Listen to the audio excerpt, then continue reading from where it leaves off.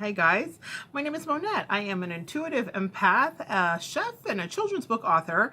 And I want to talk to you today about what you are bringing with you into the new year. So, by now, I'm sure you've been inundated with the commercials and maybe conversations in group chats. New year, new me. And while that may seem cliche, it is absolutely an opportunity to reset. This is what we have deemed as the time that we reset in our culture. And we know the Chinese New Year happens at a different time. Different cultures have different ways of resetting. I will say that we also get a second New Year at our birthday. And maybe that's something I'll do another video on, because that's truly when we get an opportunity in the metaphysical world, as far as I have learned, to really reset. We do a year in review before the beginning of each new birthday. But that's not what I want to talk to you about today. I want to talk to you about this societal reset that we're doing. Now, for some of us, it may be involving things like, I want to get healthier, or I want to have better connections with my family, or I would like to communicate better. For women, I want you to take a look, and let's just not say women. How about for empaths? This is something that I want you to really take a look at, because for empaths, I find that the thing that we struggle with is saying no. So many of you may be familiar with Shonda Rhimes of the Grey's Anatomy and Scandal and How to Get Away with Murder fame, the creator of those shows. She wrote a book last year, I believe, and it's called My Year of Yes. And it was all about her foray into challenging herself to step outside of her rather introverted box. And we think, Shonda Rhimes, introverted? She's making some of the best drama that's been on TV in the last 20 years, if not ever. However, she as a person was not this outgoing person that she details so brilliantly in her screenwriting. What she was a more reclused person, a person that stayed to herself, a person that surrounded herself with weight too. That's something that she's talked about, those struggles there. So as she's a mother and she is this person that is deeply immersed into Hollywood society, she didn't feel like she wanted to be at those social events. She wanted to be with her kids when she had the time off. She wanted to be home. So, sorry, my best friend's texting me. She wanted to be home. So, what I will say is this. That for her worked. And she talks about all the amazing things that happened to her when she stepped out on a limb and had a year of yes. Now, here's the thing. As empaths, we take on way too much. If you are an empath watching, you understand exactly what I'm talking about. We will overextend ourselves and put ourselves in the positions where we are wanting to be of service to everyone around us, and we will burn the candle at both ends and fully exhaust ourselves.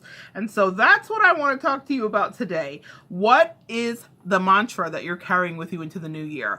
Forget about new year, new me. Let's talk about what really resonates and works for you. For me, this is my year of no. Not very creative, not very clever, but this is my year of no.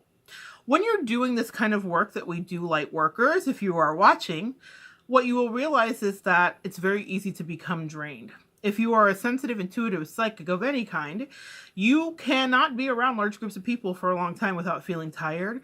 And maybe working from a home position might be better for some of you too, something else to explore. But we are challenged because we're always evolving. We are challenged to grow through our resistance.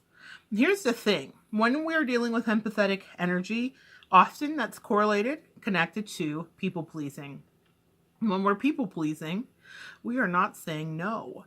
We are, to the detriment of ourselves, our health, and our sanity, saying yes to everything. And so I challenge you this year to come up with something that works for you. For me, it's saying no.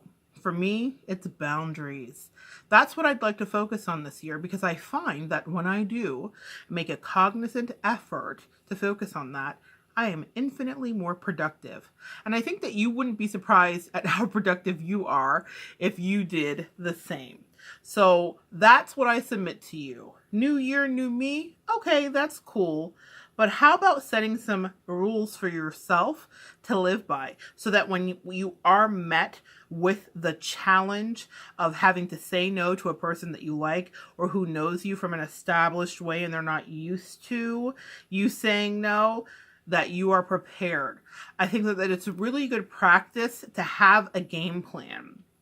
Because when the moment arises, and it will, when you're pushed to a limit and a lot is required of you and you're like, I just don't have it to give, you'll be ready.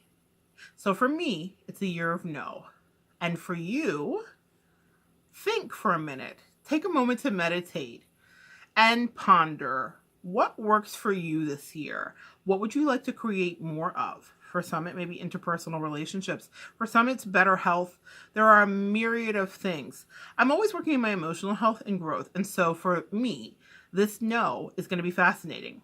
What I will be doing with this year of no is I'm going to be documenting for you guys as we go throughout the year some of the opportunities I've had to say no. How I did that, or how I asserted myself or spoke up for myself, protected myself, or was my own advocate. That is, as an empath, how I feel like you survive the challenges of the humans that surround us, the humans that we're here to serve. And if you are a servant, but you're not taking care of yourself and you're not taking care of your emotional or physical health, you will not be any good to anybody. So that's what I want to leave you with today, guys. I want you to walk into this new year boldly, but I want you walking in with a knowing of what you're willing to say yes or no to, especially my empath brothers and sisters out there. Honor yourself. Love yourself enough to draw a line. All right, we'll talk soon. Bye, guys.